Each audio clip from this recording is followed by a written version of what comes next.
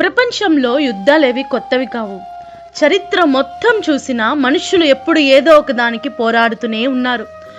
మీరు యుద్ధ సంగతులను గురించి వినుదురు అని మత్తయి సువార్తలో ఉంది కదా.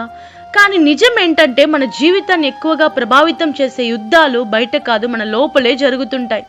మనసులో వచ్చే ఆలోచనలు, తప్పుడు నిర్ణయాల మీద వచ్చే గిల్ట్, ఎవరూ చూడని ఒత్తిడి కదా ఇది. ఇవే అసలు యుద్ధాలు. ఒకవైపు భయం, ఏమవుతుందో అని, మరోవైపు విశ్వాసం, మన దేవుడున్నాడు అని.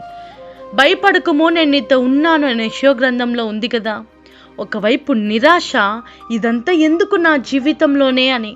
మరోవైపు ఆశ, ఇది కూడా గడిచిపోతుంది, నా దేవుడు దీనిని నా ముందు నుంచి తీసివేస్తాడు అని.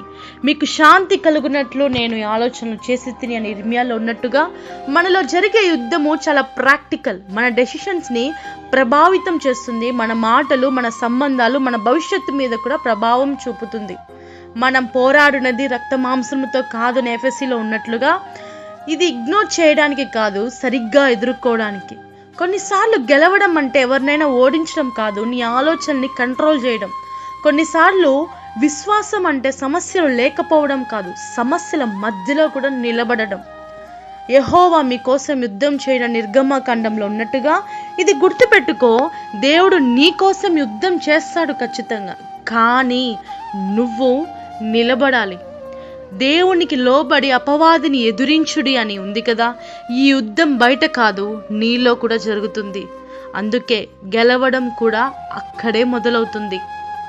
Real battles are internal. Win your mind and you change your life. Shalom.